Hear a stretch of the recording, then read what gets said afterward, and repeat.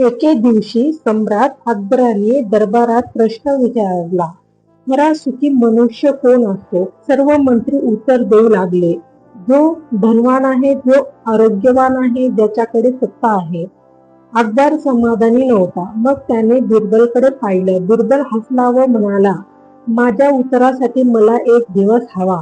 अकबरने परवानगी दिली. दुसऱ्या दिवशी बिरबल सम्राटला एका झोपडपट्टीत घेऊन गेला. तिथे एक गरीब जोगी आपल्या झोपडीत गावात नाचत कपडे धुत होता. त्याच्या चेहऱ्यावर आनंद झळकत होता.